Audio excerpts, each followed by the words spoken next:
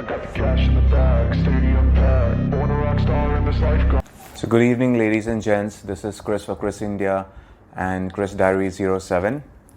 This will be my last video on the Ladakh series 2022. The first part of this video will deal with my experiences during this road trip.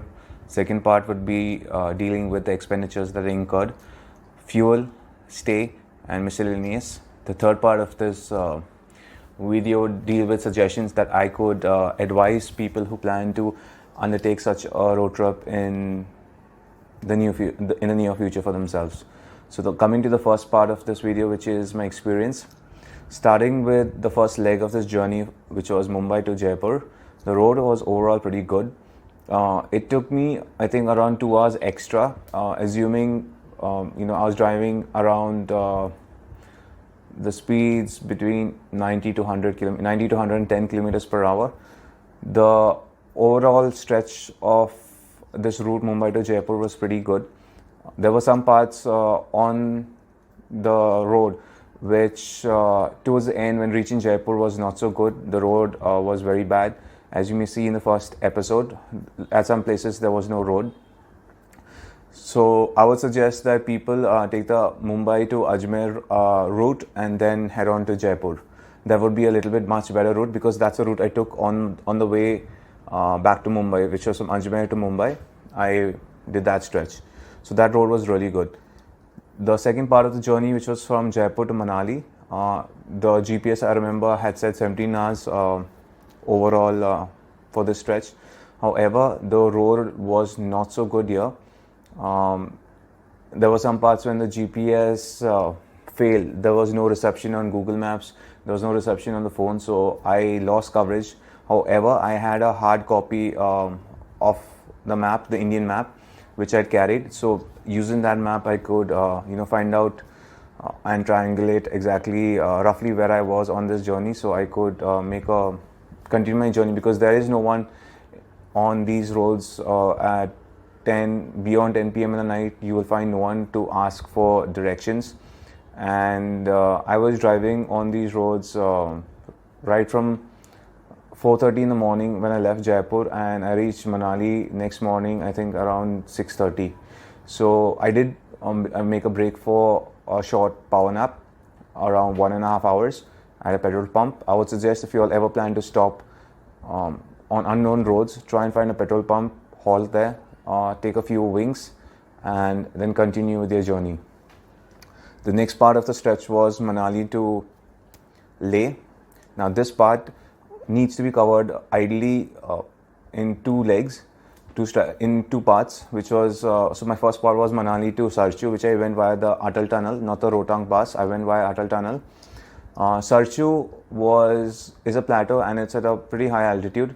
That's where I started having AMS, where the rear of my head and neck started paining, and eye soreness. However, I managed to check into a tent. There are a lot of tents available there for people, and you can check in, and I think per bed they charge you, I think, around rupees 100. That's it, rupees 200, sorry. And if you want to book the whole tent, then it would be around 1,000 rupees, which is also feasible. So if you all are family, you all can book a whole tent, and it can hold up to around 5 to 6 people at one time. Next to these tents are also they are local small dabas, so you can avail of food right up to 11 p.m. So if at all it's late in the evening, I would suggest you all to stop at Sarchu, because beyond Sarchu for quite some distance there is no other place or anything available where you could lodge for the night, where you could stay for the night. There is no accommodation, there are no hotels, there are no dhabas along the way. Sarchu to Pang is 64 kilometers, and that stretch is literally lonely. There are no shops, not even for a tire repair, not even for buying a Bisleri bottle. There are no shops. There is some stretches of the road where there are no roads.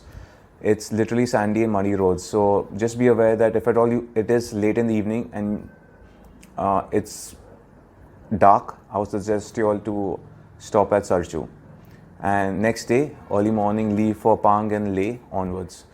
So when I reached Leh, the next day I drove from Sarchu to Leh. So the stretch of Sarchu to Pang, as I mentioned earlier, was pretty bad. However, after you reach Pang and you cross Pang, the roads are pretty doable. But you come to the 21 Gata loops. Those 21 Gata loops, the road is pretty narrow. So you need to be careful because there is two-way traffic moving up and down. And I would suggest that the turns are pretty sudden. So whenever you're approaching a turn or going down, going up a turn, always make sure you're honking. If it's late in the evening, also use your headlights to flash, because it is two-way traffic and it is dangerous. So once you cross Pang, the roads are really good. Pang to Leh was a breeze, and when I reached Leh, I stopped at Hotel Taj Ladakh. It's a pretty reasonable place to stay. The overall cost of that was, I got it at a discount, I think around rupees 1,900. So there you have buffet dinner, you have a Wi-Fi facility, and the hotel manager Deldin is very helpful. You can check this out on booking.com. So I mentioned that in video 3, in episode 3 of this series. You can have the details in that video. Leh to Kargil was a pretty easy stretch, 221 kilometers. It was GPS said around 6 hours, but as I mentioned earlier, from Sarchu to Kargil, literally I was on 2.5 days of having this phase out with regards to my neck paining, severe neck pain and headache and eye soreness. I was literally driving on 65 to 63% of oxygen. So it was a horrendous journey. I had to literally focus and stay zoned in because there are windy roads and you cannot afford to zone out there. So I would suggest that anyone doing the Manali to Leh stretch, always try and pick up oxygen cylinder. Oxy 99 is good.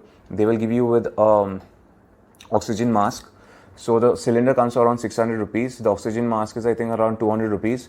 So 600 and 200, 800 rupees is nothing. Trust me, it will help you avoid a lot of stress and strain on your body and mind. So pick this up in Manali and head on for your journey towards Leh if you all are doing the Manali to Leh stretch. Also carry Diamox tablets. I had carried Diamox tablets, but as I mentioned in the episode that I had misplaced them at Sarchu, so I didn't really have them with me. Another thing is I would suggest that you take your time to acclimatize. Once you reach Sarchu, I think probably stay there for a day or two. I did not even stay there for a day. So I reached Sarchu in the evening, and next morning around 6:30 I left for Leh. I left for Leh to continue my journey. So I would say take a day or two there to acclimatize and pace your journey in such a way that you do not stress it, because AMS is a serious thing and breathing is a serious issue. You need oxygen for proper function of your brain and other organs, and even the lungs, so that lungs do not build up in your fluid doesn't build up in your lungs. So I would suggest pace out your journey if you're doing the Manali to Leh stretch in such a way that you have enough of time to acclimatize, at least 2 days or minimum 1 day, and preferably 2 days if you can at each place once you are crossing Sarchu, because it is going to take a toll on your body. Another thing is doing this Manali to Leh stretch alone is not advisable unless you are absolutely sure that you can back yourself. You are able to say to yourself that okay, no matter what, I am going to see this through. Unless you are carrying enough of space for your vehicle, you know your vehicle well, you know your whole wiring diagram well, you know if you've carried enough of basic vehicle spares like belts and brake oil and coolant and an air pump or something. I would always suggest you to carry which you can just connect to the electric socket, the cigarette lighter socket in the car, and inflate your tires, because there is no tire shop on these stretches. It is lonely.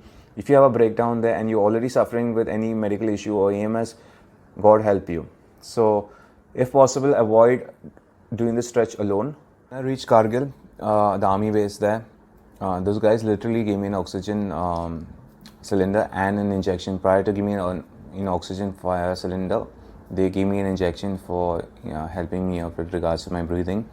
So I was literally in a bad shape when I did reach Kargil. So all I would say is, before concluding this part, is that if at all you guys are doing the stretch of Manali to Leh, make sure you carry an oxygen cylinder, or based on the number of people are traveling with you, carry as many oxygen cylinders that you think you would need, oxygen mask, and Diamox tablets. Also, try and pace your journey out in such a way that you'll have at least 2 days to acclimatize at these high altitude areas. Coming to cellular network, so I had a Jio prepaid connection, a Vodafone prepaid, and a Vodafone postpaid connection. On all these three cellular network providers, I had lost network at Sarchu. So wherever I had network was basically at any of the hotels where I was checking in to stay via Wi-Fi. There was no calling network, no GSM network. So the only network providers that would have network in these areas is are Airtel postpaid and Jio postpaid connections. Besides this, you will not get network on any other cellular provider. If you guys know or are aware of any other cellular providers that give network in the regions between Sarchu to Kargil and Srinagar and Jammu, do leave your comments in the section below. That would help of other people and even me in future. Then, so the thing is, when I lost network at Sarchu, I got network on my phones after I completed the whole circuit and reached Pathankot on the other side. So Pathankot was actually where I got network on my cell phone once again. So please keep in mind that cellular network is important, because if you are traveling alone or if you're traveling with just another person and you lose network, you have a breakdown, or you are feeling very, very ill or sick, trust me, not having network on your phone is not a good idea. Coming back to the second part of this video is the expenses. So if I remember correctly, the expense at Hotel Tej, which was at Jaipur, on my onward journey from Mumbai to Jaipur, where I made the overnight stop, which was the Hotel Tej. It's a RTDC, which is a Rajasthan Tourist, which is by the Rajasthan Tourist Department. So there, my expenditure was 1,050 rupees per day. So I had stayed there for 1 day and checked out next day early morning. So that was the amount I paid. They have a decent canteen or cafeteria that you can eat food. However, the food was not very tasty, which I had, to be frank, but hygiene was there. So I would suggest you that if you stay here and you eat in their restaurant, stick to Indian food. That will be better. Then the next place that I stayed was at Hotel KD, which was at Manali. The tariff at this hotel was rupees 3,000 per day, and you don't need AC and stuff. So they did not have a restaurant here. This hotel has newly come up, so their restaurant is there, but it was not in operations. So I had to eat out. That expenditure came to around roughly, I think that day was around 550 rupees, which was for me and my friend together. So our total bill was 550 rupees. Hotel KD International has a lot of parking, so if at all you do take your car there or a four-wheeler, you will not fall short of parking. It is safe. Parking is safe. The hotel staff are good, and overall it was a good experience. Good quality interiors of the hotel. The third hotel where I stayed was Hotel Taj Ladakh, which was at Leh, because Sarchu had stayed at the tent, and I already told you that the price of the tent was 200 rupees per bed. So I will You can note that if you want. However, the next main expenditure was for the hotel. With regards to the hotel, I'm giving you all the hotel expenditures first. So the main expenditure for the hotel was at Leh Hotel Taj Ladakh, which is available on booking.com. So there I had paid rupees 1800 50 with GST and inclusive taxes. I got this at a discount for certain reasons, and the hotel, again, the bedroom, the facilities are absolutely fabulous. They have a buffet dinner, so for buffet it's just around 300 rupees extra.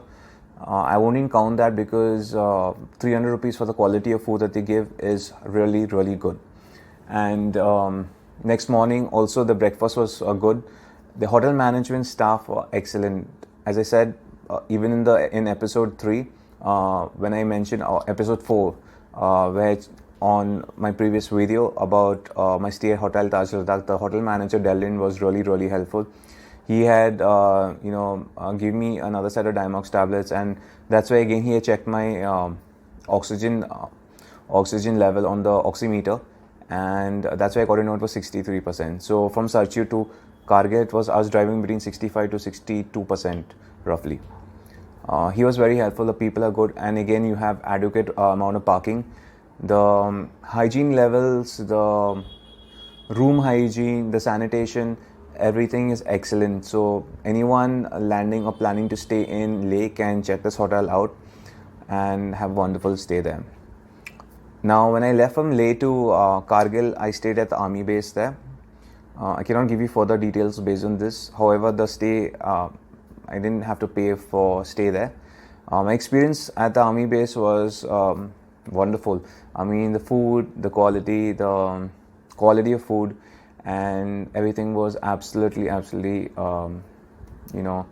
grade. And I had also gone to meet a course mate there. So basically we met after around 20 years. So that meeting was wonderful. Had a wonderful time there, and the view of what was available from that area is excellent. When I had entered Kargil city, it was around 6:30 p.m. and as I mentioned earlier in this video, I had no cellular network, so no GPS, no maps. So the only way I could ask around was asking the local people around for a few directions, and the local people are very helpful there. Traffic was not so much considering it was around 6:30 p.m. and most cities in India the traffic is a lot. Just make sure that when you ask people, the locals around there, you make sure that you pronounce the place where you want to go or the destination correctly, because I made a mix up between Iqbal Bridge and Akbal Bridge. So based on that, people will advise you. So make sure your pronunciations are correct, and they will help you accordingly. After I left Kargil, I had visited the Kargil War Memorial. Now, this place is wonderful because the aura, the vibe of it is very positive. You feel people are not dead, the martyrs are not dead. There's a saying, legends never die. So you actually feel that there, After I left the Kargil War Memorial, I thought I would drive to probably Jammu. However, I made a stop at Banihal in Kashmir. So I stayed at the JK TDC Hotel Alpine. That's the commercial name.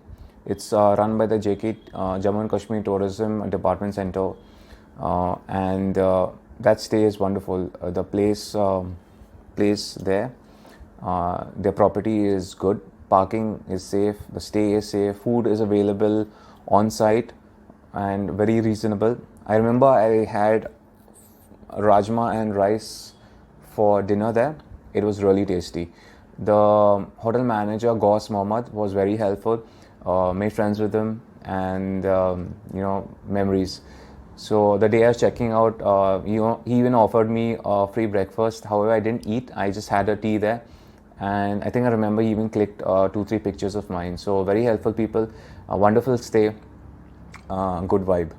When I left there, a few kilometers after Hotel Alpine, coming towards Amritsar, I got caught up in a landslide at the Baniyal Pass. So that's where a lot of time was wasted, around 3 hours.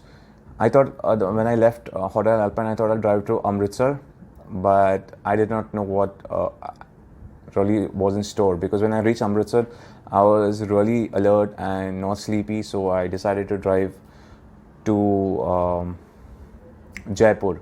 So Punjab and Haryana, it was raining very heavily, and I did not stop on the way, so there was no expense of stoppage between Hotel Alpine in Kashmir till I reached Ajmer. So when I reached Ajmer, it was the RTDC Hotel Kadim, and the stay here was for 2 days, 1980 for 2 days. So this being government handled was again pretty reasonable. 1980 for 2 days, I don't think is costly. They have a decent hotel there, a decent restaurant and an eating area, and they also have a bar, so people who drink can avail of a drink or anything there. The facilities, well, basic room, TV.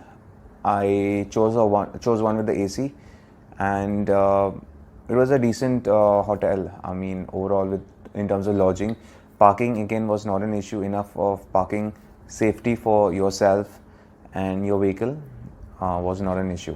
So Ajmer was a memorable stay. However, if you stay at this Hotel Kadim in Ajmer, 15 or 13 or 15 kilometers away from here is Pushkar. So do make it a point to visit Pushkar. It's a popular tourist attraction site. I did not have time, and I was pretty tired because I had driven from Kashmir to Rajasthan almost 30.5 hours on the road.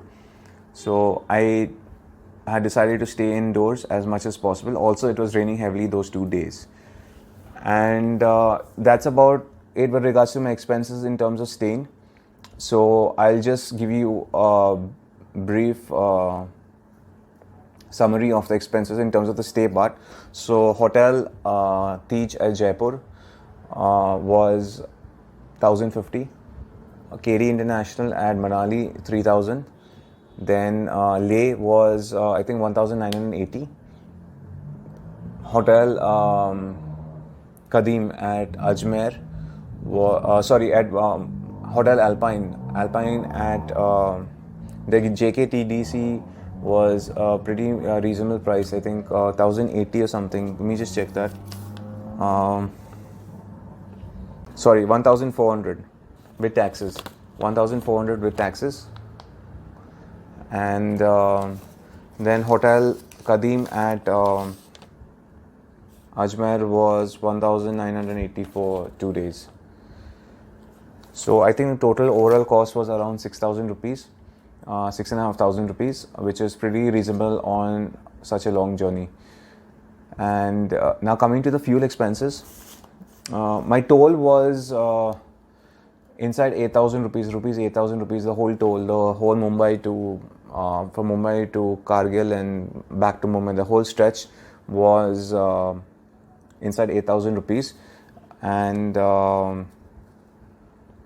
no hidden charges with regards to the toll. There were many places where toll was not charged, but wherever I did pay toll, it was the whole price was inside 8,000 rupees. My total fuel costs actually surprised me because the Safari has a 65-liter tank capacity, and so my first fuel fill was in Mumbai, and second was at Jaipur, third was at Tandi, a little bit ahead of Manali, because Tandi to Leh there is no petrol pump for around 360 kilometers. So make sure that you always top up your fuel at Tandi. So that was the third stop of fuel. Fourth was at fourth was at Kargil. Kargil, the prices are very low in terms of for diesel and petrol. So Kargil, the price was the fuel price was very less. So Kargil was my fourth stop, and fifth was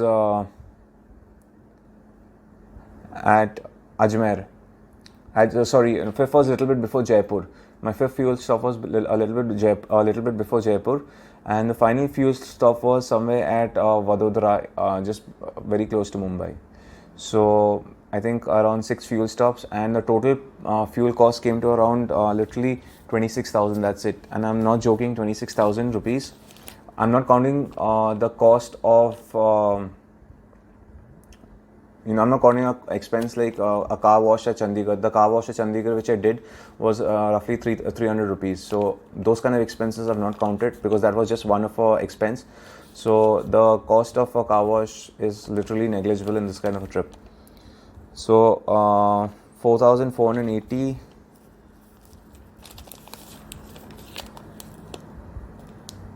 4,651, 2,600. This was where my fuel tank was just quarterly used up. So I had 3/4 amount of fuel is still in my tank. So that's why this price was pretty low, 2,600. 3,780. This was where I put 43.4 liters of fuel. 3,292 was paid at the Lahore Potato Society pump. And finally, Vadodara, as I said earlier, 4,820.